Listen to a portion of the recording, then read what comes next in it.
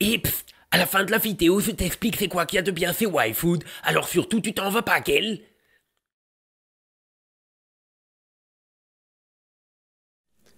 Alors, la vidéo que vous vous apprêtez à regarder a été tournée dans des conditions de fatigue un peu extrêmes et j'ai pas bien fait mon cadre qui est trop serré et j'ai pas non plus réglé correctement mon autofocus qui a tendance à pomper.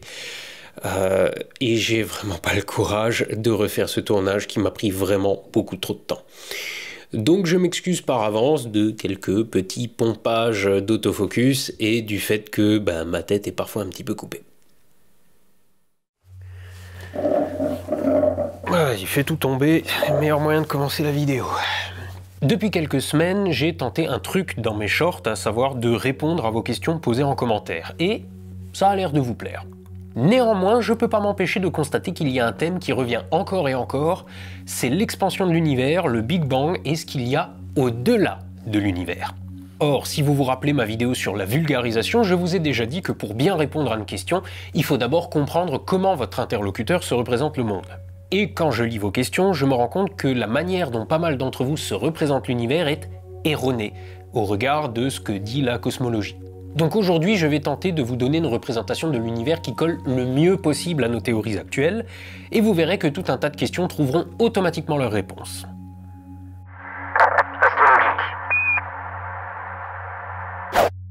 Bon, mais avant de commencer, je vous rappelle encore une fois que ça va être de la vulga. Donc ce que je vais vous dire va être fondamentalement faux. Mon intérêt ici est de vous faire comprendre certains concepts, pas de faire de vous des cosmologistes, ok? Donc rapport à ce que je vais dire, l'univers c'est pas ça.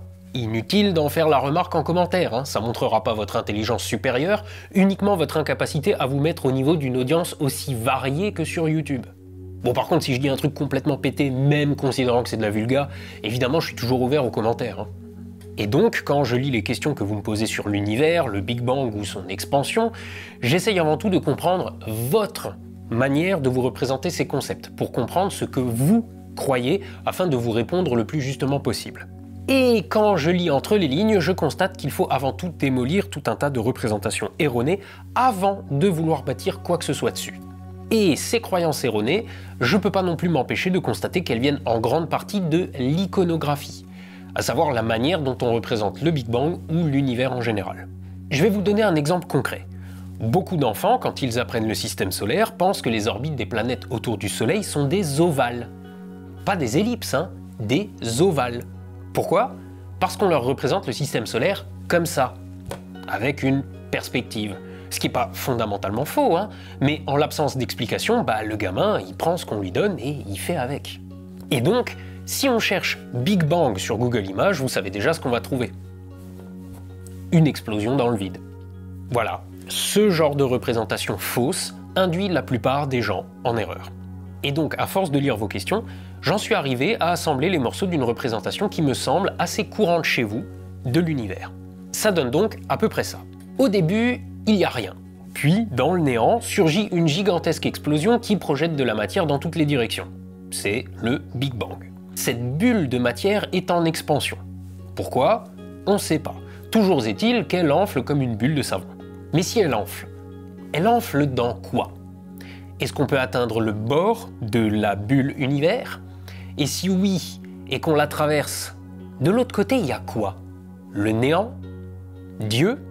Ou pire, tout un tas d'autres bulles univers que l'on pourrait visiter dans ce que l'on appelle alors le multivers? Oui, parce que si on tape multivers dans Google Images, on tombe sur tout un tas d'univers bulles de savon. Et du coup, si l'univers est en expansion, qu'est-ce qui est en expansion? Est-ce que je suis en expansion? Oui, t'es en expansion, bien sûr, oui. Enfin, surtout tes chevilles. Est-ce qu'un jour, la Lune va échapper à la gravité terrestre à cause de l'expansion? Est-ce qu'au lieu d'être à 10 km, l'hypermarché Carouf va un jour être à 15 km? Vous voyez, toutes ces représentations, elles sont jolies, élégantes, mais introduisent dans votre esprit de mauvaises représentations des concepts dont on parle.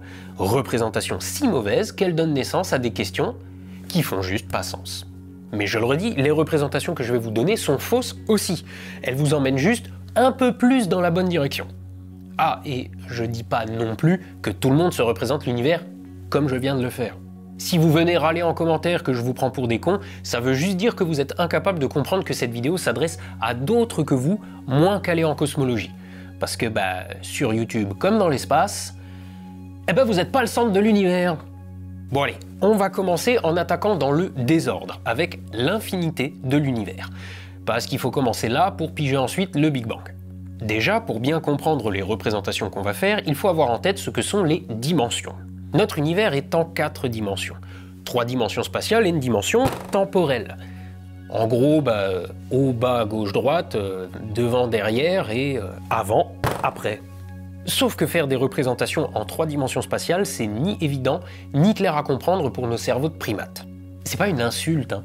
Nos cerveaux ont été câblés il y a des millions d'années dans la savane africaine. Ils sont juste incapables de se représenter certains concepts. Vous ne savez pas ce que sont 5 dimensions ou 1 million de kilomètres. Vous croyez peut-être avoir compris ce que c'est, mais vous êtes incapable de vous le représenter.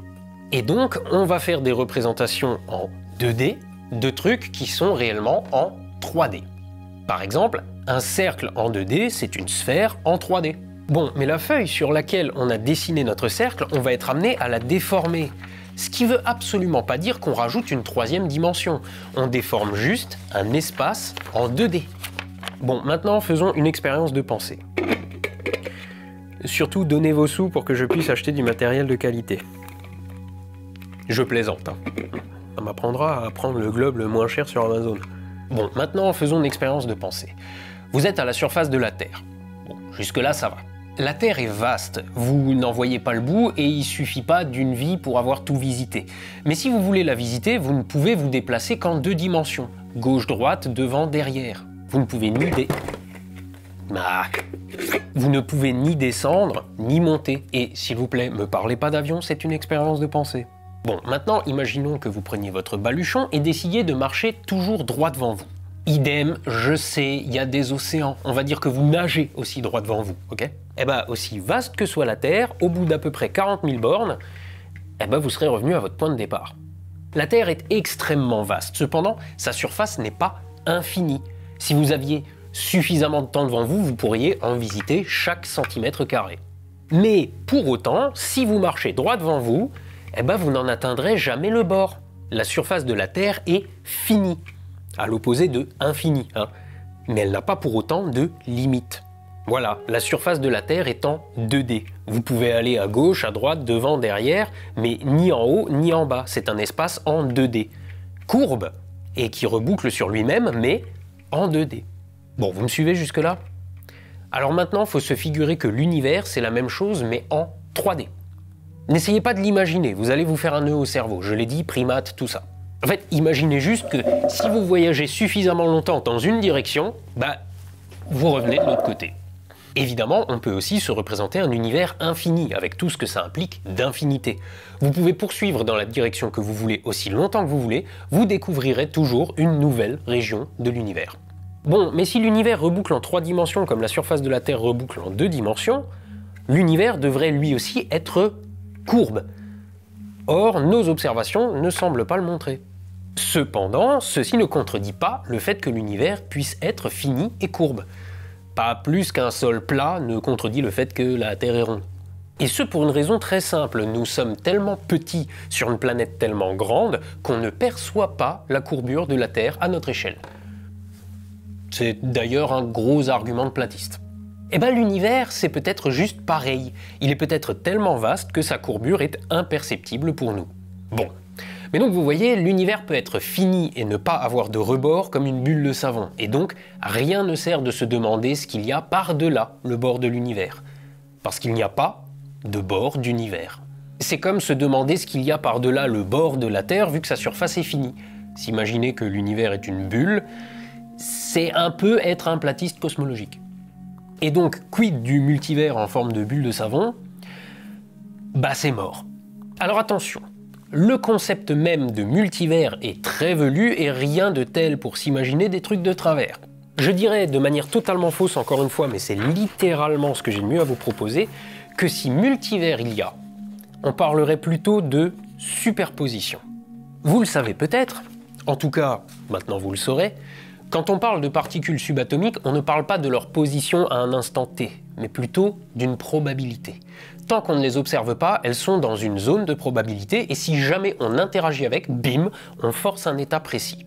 Bon, je le redis, vulgarisation, la physique des particules, c'est pas ça, mais c'est pas le sujet du jour. Considérer que ce genre d'approximation est la réalité, c'est le meilleur moyen d'ouvrir la porte aux gourous quantiques en tout genre. Mais, si une particule est un ensemble de probabilités avant son observation, est-ce que cette infinité de probabilités ne serait pas la manifestation à l'échelle subatomique d'une infinité d'univers qui coexistent? Bon, voilà, vous vous rangez cette question hautement philosophique dans un coin de votre tête en n'oubliant surtout pas que c'est à peu près du même niveau que de discuter l'existence de Dieu. Ce sont des réflexions pour le plaisir de se faire des nœuds au cerveau, mais on n'a aucune preuve de l'existence d'autres univers, ni de l'inverse. Parenthèse.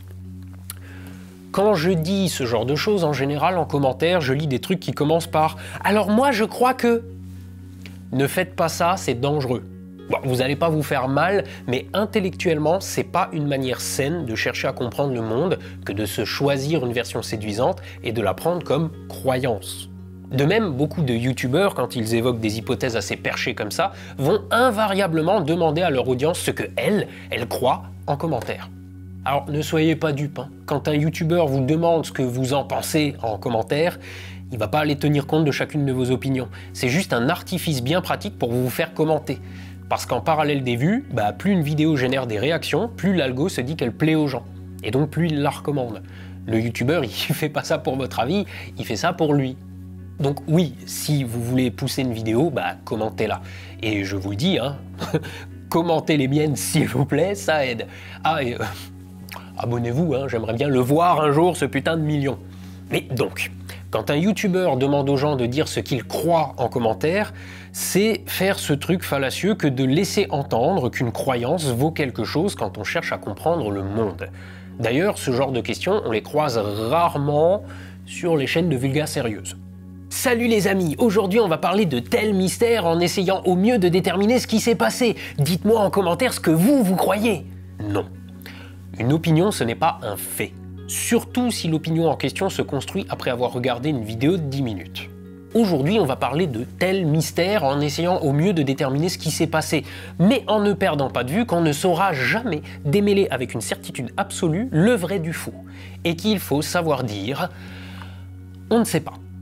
Et donc bref, tout ça pour dire que ce genre de grandes questions existentielles, l'existence d'un multivers, de Dieu ou de l'hygiène de 12 parsecs, faites l'effort de ne pas dire « je crois », mais acceptez que certaines grandes questions n'ont pas de réponse, et n'en auront probablement jamais. L'ignorance, c'est angoissant, mais c'est fascinant aussi. Et c'est pas une honte. Faut savoir apprendre à vivre avec. Vous pouvez tout à fait dire « j'aimerais que »,« ça serait cool si »,« t'imagines si un jour on découvre que », mais pas « moi je crois que ». Les grands mystères de l'univers, ça doit être un sujet de questionnement, pas de croyance. Parce que les croyances mènent aux certitudes. Et donc, fin de la parenthèse, et tout ça pour dire, le multivers, c'est juste une curiosité de l'esprit qui n'a aucun fondement dans le monde réel. C'est un peu comme les trous de verre. Sur le papier, ça marche, parce qu'on a inventé la matière exotique avec une gravité négative. Mais dans le monde réel, rien ne nous indique que ce soit possible. Bon, maintenant, le Big Bang. Déjà, le problème du Big Bang, c'est son nom. Parce que ça sonne comme une grosse explosion, et c'est pas un hasard. Quand la théorie a été proposée dans les années 20, elle n'a pas plu à tout le monde. Et en 1949, le physicien Fred Hoyle a ironisé dessus lors d'une émission de la BBC, en caricaturant la théorie et en l'appelant le Big Bang. Et le nom est resté. Mais il représente un truc faux. Alors reprenons. Imaginez à nouveau la surface de la Terre finie et pour autant sans bord. À des fins de compréhension, on va l'aplatir juste parce que c'est plus simple à représenter comme une carte du monde. Mais gardez en tête que ceci reste une représentation de ça. Et notre représentation plate n'exclut ni la possibilité d'un univers fini, ni la possibilité d'un univers infini. Si l'univers est fini, alors en allant par là, vous reviendrez par là. Exactement comme sur Terre. Si l'univers est infini, alors il faut se représenter cette surface comme l'échantillon visible de l'infinité qui se poursuit dans toutes les directions. On va maintenant supposer que notre univers, là, c'est soit l'univers tout entier, soit ce fameux échantillon. Aujourd'hui, à l'heure où on parle, cette feuille est littéralement grande comme l'univers. Mais maintenant, je vais essayer de vous expliquer le concept d'expansion. D'abord, revenons très loin en arrière. Imaginons que nous sommes une fraction de temps infinitésimale après le Big Bang. L'univers est tout petit et pour la peine, il fait littéralement cette fois la taille de cette feuille. Et bon, là encore, il faut que j'insiste. Si l'univers est fini, alors il fait la taille de cette feuille. Mais toujours en étant courbe et en n'ayant pas de bord. S'il est infini, alors cette feuille est toujours un échantillon de l'univers infini qui est tout autour. Mais tout en étant infini, il est beaucoup plus petit. Et oui, je sais, comment un truc infini peut être plus petit? Encore une fois, cerveau de primate, tout ça, c'est l'un de ces concepts chiants avec lesquels il va falloir jongler. J'ai pris cette taille arbitraire parce qu'on va faire joujou avec, mais plus on remonte vers le Big Bang, plus notre univers est petit. Cependant, le moment même du Big Bang, on ne le connaît pas. On ne sait pas ce qui s'y est passé, à quoi ressemblait l'univers, ni si ça fait sens de dire qu'il y a eu un avant. Donc là encore, attention. C'est très séduisant d'essayer d'imaginer ce qui s'y est passé ou s'il y a eu quelque chose avant. Mais s'il vous plaît, je voudrais pas lire de « Eh ben moi je crois que en fait » en commentaire. Parce que tout le truc est là, on ne sait pas. Et aucune des jolies théories expliquant ce qui s'est passé avant la limite de Planck n'a le moindre fondement scientifique. On est dans le domaine de la croyance. Le truc, c'est qu'à un moment, l'univers était tellement petit et tellement dense que nos théories physiques ne fonctionnent juste plus et ne sont plus efficaces pour comprendre le monde avant ce point. Il existe une limite de temps avant laquelle tout ce que vous pourrez lire ou entendre n'est que pure spéculation, sans aucune preuve scientifique. Ensuite, peu de temps après cet hypothétique Big Bang, là, nos théories sont solides. Mais cette limite nous indique donc que nos théories sont incomplètes. Pas fausses, hein, j'ai bien dit incomplètes. Mais le fait est que tant qu'on n'aura pas mieux que les théories d'Einstein et le modèle standard de la physique des particules, on ne saura juste pas théoriser ce qu'il y a eu dans les quelques premiers instants de l'univers. Si c'était le premier instant de l'univers. Je sais, j'insiste, mais on me demande souvent de parler de trucs comme la théorie du grand rebond, qui dit que notre univers est le résultat d'un autre univers qui s'est effondré et a rebondi sur lui-même. Mais non, rien ne permet de donner du crédit à cette hypothèse, comme rien ne permet de la contredire d'ailleurs. C'est juste l'un des nombreux trucs qu'on a imaginés pour combler un vide qui nous angoisse. Mais je le redis, acceptez que certaines choses nous soient inconnues. Et vont probablement le rester. Donc je reprends. Nous sommes à la limite de l'explicable quelques instants après le moment très théorique que nous appelons Big Bang. Selon nos théories actuelles, l'univers est alors infiniment dense, soit infiniment petit s'il est fini, et s'il est infini, c'est tout pareil, mais il faut s'imaginer que ce petit univers tout dense est encore et toujours un échantillon de l'infini qui existe autour, aussi inconfortable que soit cette idée. D'ailleurs, à propos de l'avant, je l'ai dit, notre univers a 3 dimensions spatiales et une dimension de temps. Donc, si notre univers a un début, le Big Bang, il ne fait pas sens de demander ce qu'il y a eu avant. Parce que, attention encore une fois au nœud au cerveau, il n'y a juste pas d'avant. Le temps naît avec l'univers. C'est impossible de se figurer ça, hein. Essayez juste d'approcher le concept. Si vous croyez l'avoir visualisé, c'est que vous ne l'avez pas visualisé. Encore une fois, j'insiste, pas parce que vous êtes con, mais parce que votre cerveau de primate tout droit sorti de la savane il y a quelques millions d'années n'est pas câblé pour manipuler des concepts tels que l'absence de temps. Il est câblé pour manger, baiser et fuir les prédateurs, pas résoudre les grands mystères de l'univers. Donc ouais, c'est chelou de penser ça, mais il n'y a rien avant l'univers, parce que le temps commence avec lui. Enfin, si ce qui se cache derrière la limite de Planck est effectivement la naissance de l'univers. Donc, remontons le plus loin que l'on puisse remonter avec nos théories actuelles. Notre univers est donc ridiculement petit et tout ce qui existe s'y trouve déjà. Donc je vous laisse imaginer le brol si vous voulez tasser l'intégralité de l'univers dans un espace aussi confiné. Déjà, n'imaginez pas de matière, elle n'existe pas encore. Pour le moment, l'univers est une bouillie de particules subatomiques. Et donc à ce moment-là, l'univers n'est pas infiniment brillant comme lors d'une gigantesque explosion. Il est infiniment chaud, infiniment dense, mais aussi complètement noir. Pourquoi? Parce que tout ce qui s'y trouve est tellement tassé à l'intérieur que les photons ne peuvent juste pas y circuler. L'univers est parfaitement opaque. Mais enlevons la matière un instant pour nous concentrer sur la structure même de l'univers, la toile de l'univers, et pas ce qu'il contient. C'est juste pour l'expérience de pensée, hein. On ne peut pas mettre d'un côté l'univers et de l'autre ce qu'il contient, c'est le principe de la théorie des champs, mais je suis pas sûr que ce soit vraiment le moment pour se perdre en plus là-dedans. Donc imaginez l'univers comme cette feuille quadrillée. Et pour être extrêmement arbitraire, on va imaginer que l'univers est fait de petits carrés d'univers, de petites unités indivisibles d'univers. De vide, quoi. Bon, ce vide contient de l'énergie. Pourquoi, comment, je vous renvoie vers la vidéo sur l'énergie noire. Mais réponse courte, on ne sait pas encore. Et donc, le vide a la propriété d'être capable de créer du vide. Disons pour faire simple qu'un petit carré d'univers soit capable spontanément, de par l'énergie qu'il contient, de fabriquer un autre petit carré d'univers. Donc, au bout d'un certain temps, de nouveaux carrés d'univers se créent spontanément et la quantité d'univers dans l'univers augmente. Et ceci reste toujours compatible avec à la fois l'idée d'un univers infini, où ceci se produirait partout tout le temps, et d'un univers fini. Pour l'univers fini, reprenons l'image de la surface de la Terre. Bah, c'est comme si cette surface était celle d'une baudruche qu'on gonflerait. Elles sont nulles les étoiles. Bon, faisons en sorte que cette prise soit la bonne.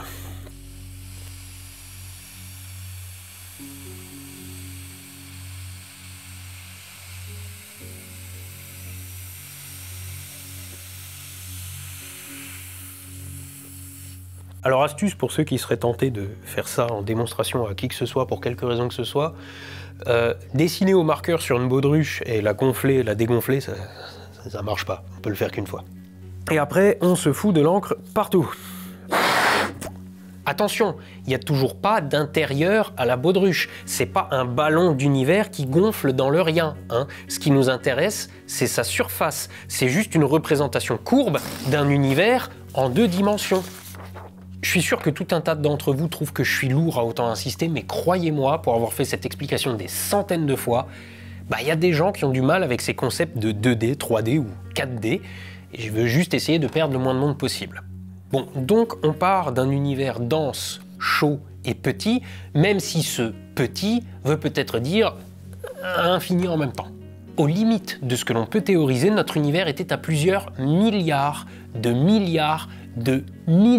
degrés. Et pour vous la faire simple, à cette température, on pense que les grandes forces de l'univers n'en formaient qu'une seule, qui pourrait être la raison même de l'existence de la matière. Mais à mesure que nos petits carrés d'univers fabriquent d'autres petits carrés d'univers et que du nouvel univers se crée, ça fait plus de place et la température baisse. Quand, au bout de 3 minutes, elle passe sous la barre du milliard de degrés, les protons et neutrons peuvent s'associer en noyaux simples d'hydrogène, d'hélium et un peu de lithium.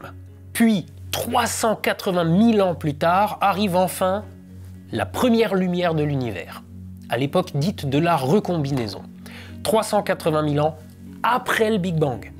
L'univers est enfin devenu suffisamment peu dense pour laisser passer la lumière. On appelle ce moment la recombinaison, parce que ce qui bloquait le plus les photons, c'était les électrons qui se promenaient partout. Mais 380 000 ans après le Big Bang, ils ont commencé à s'associer aux premiers noyaux pour former les premiers atomes, d'où le nom recombinaison. Et ont peu à peu foutu la paix aux photons qui ont pu circuler. Donc non, le Big Bang n'est pas une explosion ou un flash aveuglant. Le Big Bang, c'est juste l'univers tout entier qui est infiniment dense, absolument partout. Et comme de l'univers se crée dans l'univers, il y a de plus en plus de place. Et 380 000 ans après le Big Bang, il y en a assez pour que des photons puissent se promener entre les atomes. Et cette première lumière, c'est le fond diffus cosmologique dont on a déjà beaucoup parlé et qui est notre plus solide raison de penser que le Big Bang a bel et bien eu lieu.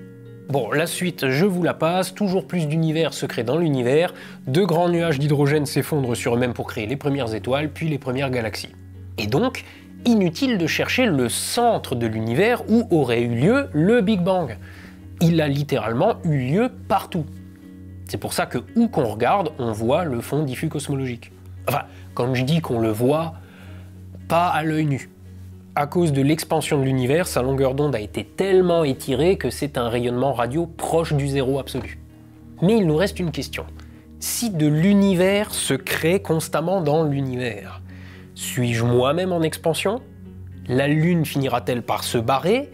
Et pourquoi AstronoGeek s'entête à dire à la fois que les galaxies lointaines s'éloignent plus vite que la vitesse de la lumière, tout en nous répétant qu'on ne peut pas dépasser la vitesse de la lumière? Bon, alors, le truc à comprendre avec cette histoire d'expansion, c'est que c'est pas observable en labo. Vous pouvez pas foutre un morceau d'univers sous un microscope et attendre de voir si un nouveau morceau d'univers se forme. Je vous renvoie vers la vidéo sur Edwin Hubble, mais en bref, il a déterminé grâce à ses observations que 70 km d'univers se créent toutes les 3 secondes sur 3 millions d'années-lumière. 70 km pour 3 millions d'années-lumière chaque seconde. Et donc prenez notre galaxie voisine Andromède. Elle a beau se trouver à 2 millions d'années-lumière, elle nous fonce dessus.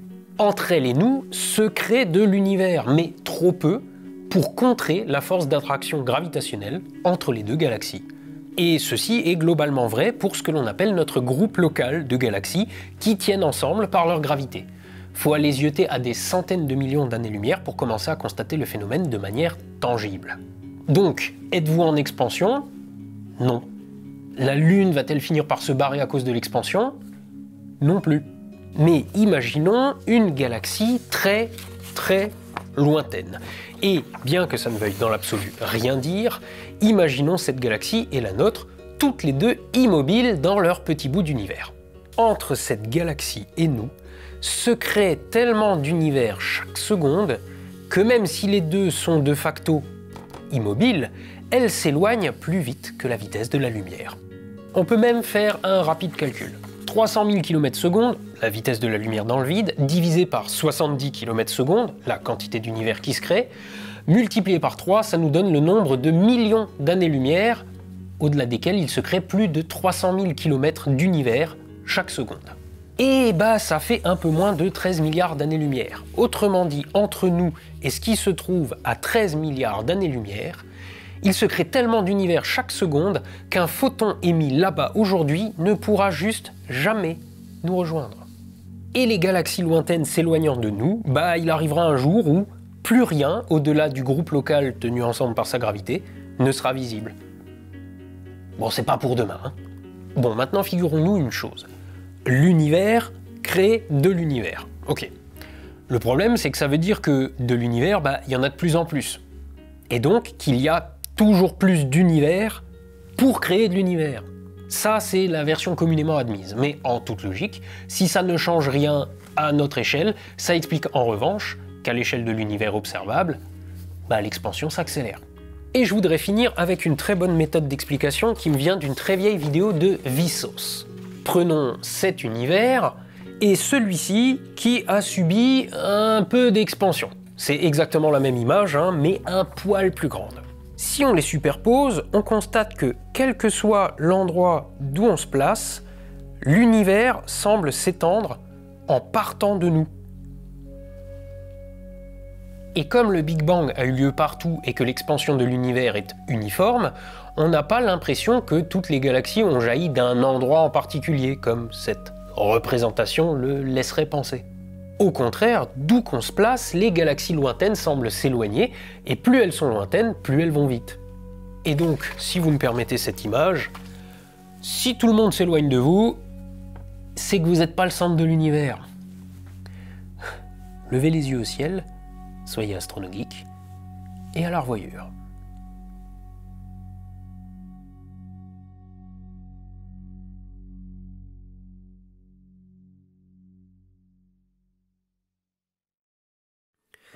Pause en paix, ça c'est simple. Et aujourd'hui, on va faire une réclame pour YFood.